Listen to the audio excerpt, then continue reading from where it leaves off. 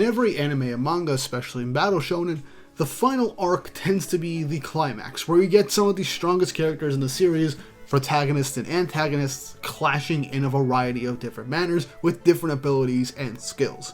And when it comes to the antagonists, it's always in some large group of incredibly powerful individuals with unique and varied abilities that really test the strength and abilities of our protagonists. And in Fairy Tail, the Spriggan 12 is probably the strongest group of antagonists that the guild has ever faced. I'm not counting the Dragon Gods and 100 Years Quest.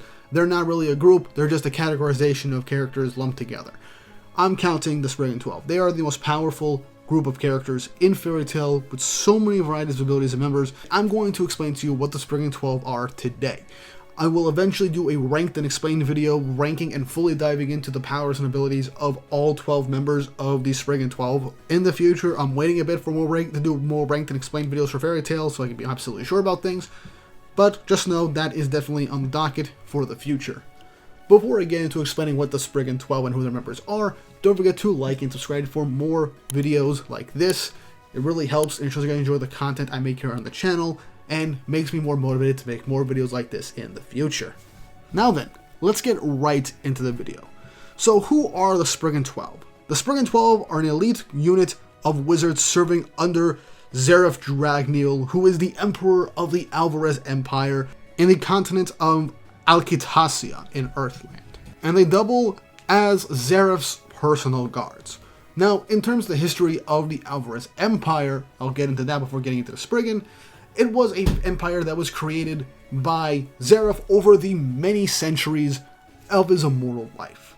And he eventually got all the wizard guilds in the continent to combine into the Alvarez Empire, and out of all of those guilds, he brought forth 12 members that were incredibly powerful that each could rival a singular guild by themselves. And since they're the personal guards of Zeref, they're also referred to as the 12 Shields. And they are all incredibly skilled and powerful wizards on the level of the previous strongest wizard god Serena, who was initially a member of the Wizard Saints before defecting to Alvarez at some point later. Now the Spriggan 12 essentially are given full autonomy from Zeref. They can roam around, do whatever the heck they really want without any real oversight.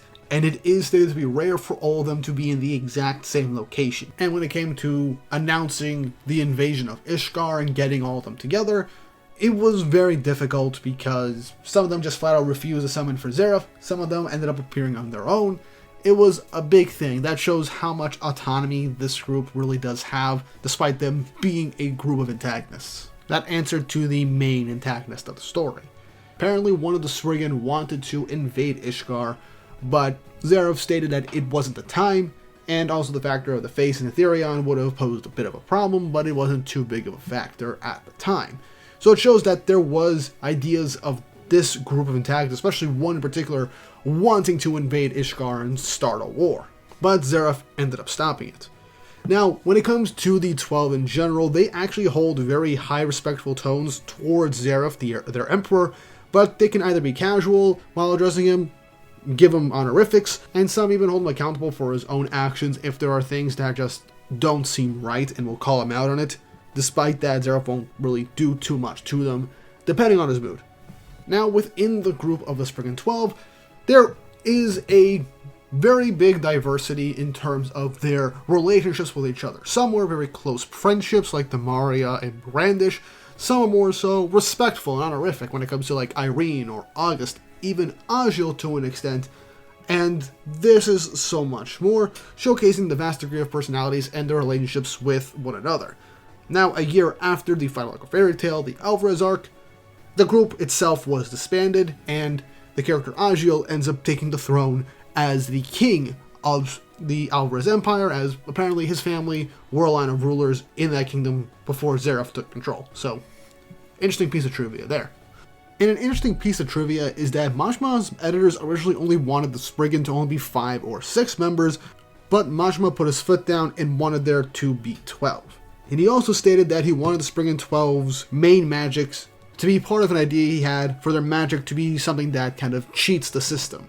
Something that could be relatively generic for some authors to bring in, but to have the groundwork to kind of break the framework of whatever story that they are in, when it comes to, let's say, characters like Dimaria, Jacob, or Neinhart with their specific magical abilities, which we'll get into as we start listing off who the members of the Spriggan 12 are. Starting off with our first member of the Spriggan 12, we have Ajeel Ramil, who goes by the title of the Desert King, and he is an incredibly strong master of sand magic. And he also has his own legion of soldiers in the Alvarez Empire called the Ajeel Squad, who all hail from desert regions, whether it be wizards or just baseline warriors. And like I mentioned earlier, he would eventually become the King of Alvarez at the end of Fairy Tail when Zeref died and would end up taking the throne. He's loud and rambunctious and doesn't really have any real manners towards others or even respect for the most part, depending on the person. The next member of the Spriggan is Bloodman, who is actually a demon of the Book of Zeref and is an ethereal being.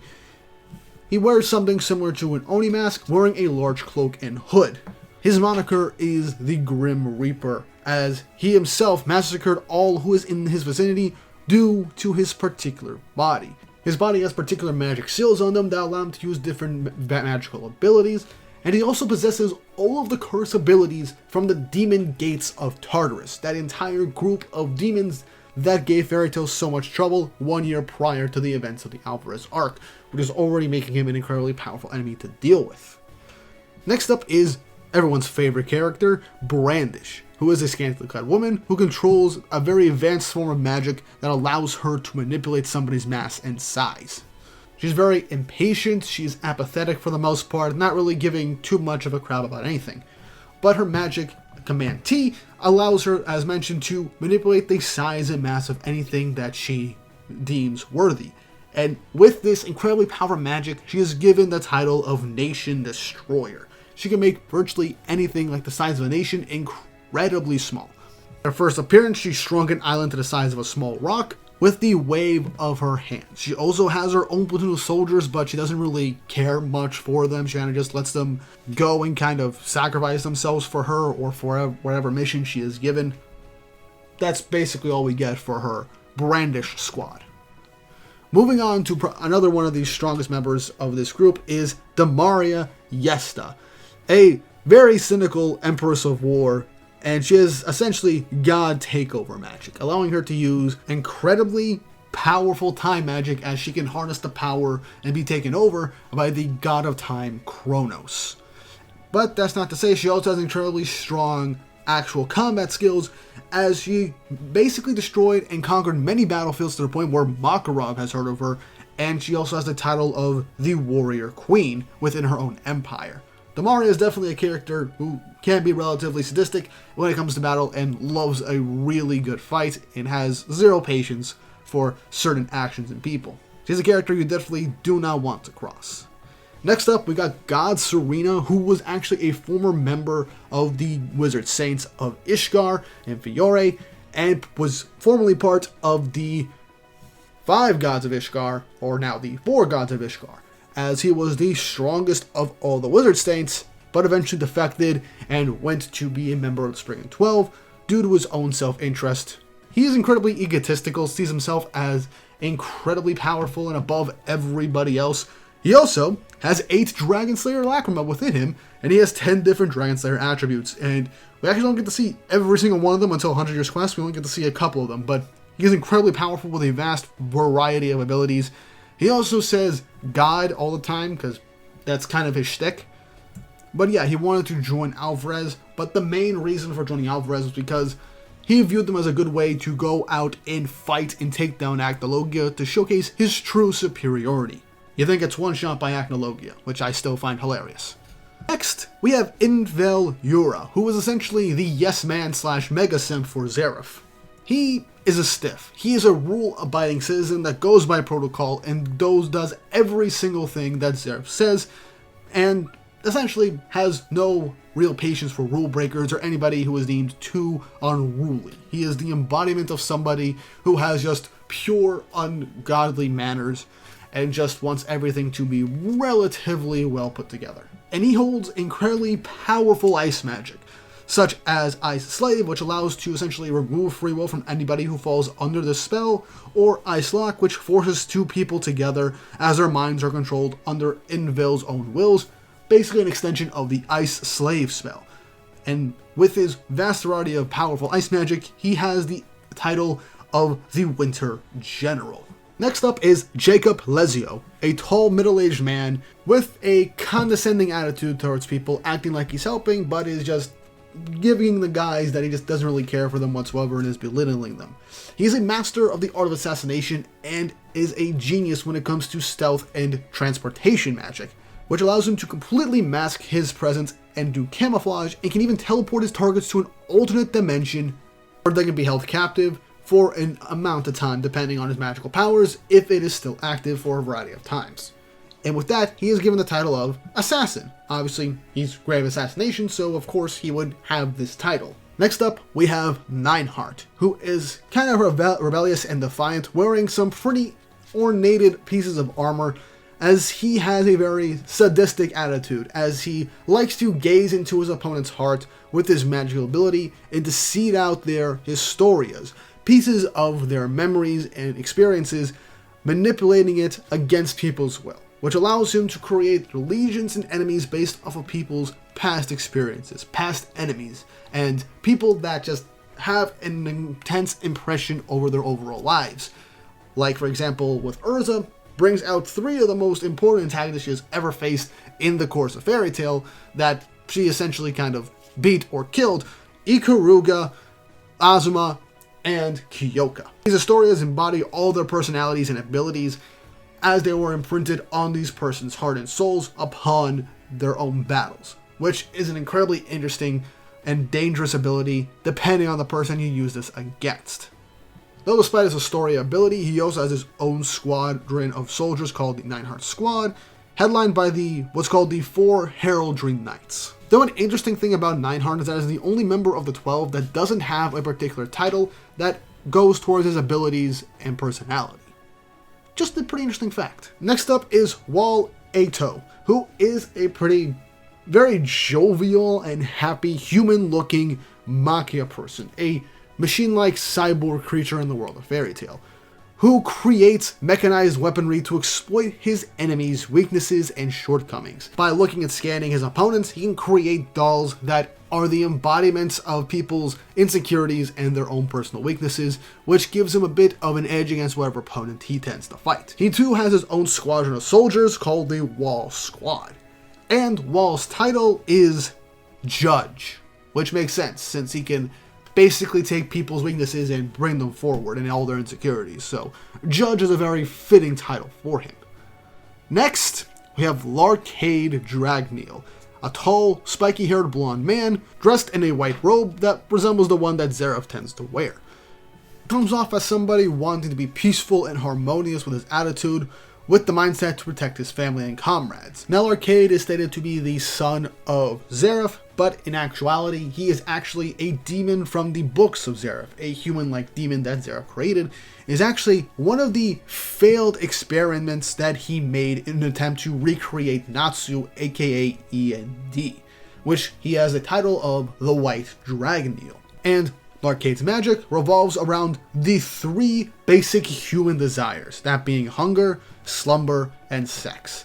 And with that, he's able to use any one of these to make these drives in any person around him to the extremes, to the point of making them incapable or perhaps even die from the strong urges that he implements on them. It's even stated that it is possible that Larcade's abilities could have presented a challenge to Acnologia himself. That is no small feat. Though, granted, Acnologia probably wouldn't have been too widely affected by this, but it's still a pretty interesting thing to state. Also, fun fact, Larcade's magic with the sex version of it was basically just used for a multitude of panels and instances to basically confirm who in the main cast of Fairy Tail and extended cast banged. So, take that what you will, that was just Mashima's way of confirming who's together, who basically had actual sex in the series. That is a wild thing for him to do at the very end of the series, and I kind of find that hilariously fun. Next up, we got Irene Belserion, basically one of the 2 strongest members of the Spriggan 12, who is a 400-year-old mage who was turned into a dragon, as she was actually the mother of dragon slayer magic. During the war between dragons and humans, she eventually created, with the help of her dragon friends, Dragon Slayer magic, and thus helped turn the tide of battle. But after what happened with Agnologia, she herself ended up beginning to succumb to dragonification, and after years of imprisonment, she fully dragonified and escaped, being in isolation for a long time while pregnant with her daughter, who was named Urza. Yes, she is Urza's biological mother. And after giving birth to her, she eventually abandons Urza in a village, as despite wanting her body to experience actual human feelings, touch, and tastes again, she couldn't have the capability to imprint her own soul and mind with enchantment magic onto her daughter. Thus, her going on the rest of these years as part of Zeref's elite guard and learning many forms of high enchantment magics. Irene's design as a whole is really cool. She has long, flowing, braided scarlet red hair, a witch's hat, and a large staff with antlers on it, and has her own set of personal underlings, Juliet's son in Hein Lunacia, Sun and Moon. She is the most powerful female member of the Spriggan 12, and like I mentioned, one of the two strongest members of the Spriggan 12. She is a high enchanter and is able to bestow and affix her magic power onto any and all things, including the atmosphere or the earth itself. Her enchantment and knowledge of magics is unrivaled by anybody except for another Spriggan member, August, who is incredibly prolific in learning multiple magic spells, which we'll get into him later. Her reputation is so menacing and her powers are so great that she is known as the Scarlet Despair. Also, side note, she is one of the best moves in Fairy Tail. Do not fight me on this one. Only Mommy Celine from 100 Years Quest rivals her in any capacity whatsoever. And what I find interesting is that one of the spells that she herself helped create, called Universe 1, which is a new spell that she possesses, allows her to manipulate the area around her and reconstruct an entire country's geography to suit whatever she needs it to. Her powers are insane. And with that, we make it to the final member of the Spriggan 12, and outside of Irene, you could argue is the strongest member of the Spriggan 12, August, an elderly man with a long beard who dresses in what people would think a wizard would dress like, with his own wooden staff. He also talks in very cryptic ways, and is basically the de facto leader of the Spriggan 12, and also acts as like a sub-leader for the Alvarez Empire, as he is essentially Zeref's second in command. He was also Zeref's first real subordinate. August is an incredibly prolific and talented wizard with the capability to learn multiple different spells within the Fairy Tail universe, and with his particular powerful type of magic that allows him to copy any and all magics, primarily caster types, he has mastered many spells throughout history and is feared as the strongest member of the 12, and you could argue that he potentially is, as his epithet with all the spells and power that he has, it is the title of Wizard King. And it makes sense for somebody with such immense power and knowledge of magic and a multitude variety of different spells to be named the Wizard King. And what could also be helped to attest to his great power and talent is that he is actually the son of the Black Wizard Zeref and founder of Fairy Tail, Mavis Vermilion. And for the longest time after he was delivered and left somewhere in the wilderness, Zeref found him and helped raise him. But Zeref, throughout all their lives, did not notice that August was his son and the only family that he had left in this world outside of Natsu, leading to August to question the relationships between parents and child, and if there is truly such thing as parental love, as that is something that he himself has never truly experienced in his life. The closest thing he could attest to is his grandfather-granddaughter relationship that he ended up maintaining and creating with Brandish, as the two of them have a relatively strong bond, as well as a deep respect for each other. And that is all of the members of the Spriggan 12, baseline epithets, titles, abilities, and their personalities and who they are. The Spriggan 12, while some characters, me personally, I don't find too interesting, like Neinhart or Wall, all of them are incredibly fun and interesting characters with unique abilities and personalities with some really fun and cool fights. Now, at the end of Fairy Tail, half of the Spriggan 12 members do end up falling and dying in battle, but the other 6 live on, with either being imprisoned changing allegiances, becoming king, or in Brandish's case, just kind of wandering around for the Aquarius key in order to find Aquarius again, and builds a bit of a very strong sisterly friendship and rivalry with Lucy. That's everything you need to know about the Spriggan 12 right now. Again, I will do a ranked and explain of all 12 members of the Spriggan 12 somewhere down in the future, going over all their powers and abilities in depth and what I believe their strengths would be with some feats. Would definitely be a video that will probably be double the length of this one, so that'll come very far down the line, but do look forward to it, because that will definitely be a lot of fun. And I could also do individual videos for the main fights of each of the Spriggan members, which would also be fun, as I am re-going through the entirety of Fairy Tail a couple times whenever I get the chance. So let me know if those are the type of videos you would like to see, because I do want to just make videos on particular moments and fights in Fairy Tail moving forward outside of these explaining videos and just baseline discussions. But how'd you enjoy this video? What other groups and just characters in general would you like me to go over, as well as concepts and types of magic? Let me know in the comment section down below. And if you haven't already, like, subscribe, and hit the notification bell for updates on future videos. Really helps me ensure you guys enjoy the content I make here on the channel and shows you want to see more. And with all that said and done, I hope you all have an awesome day.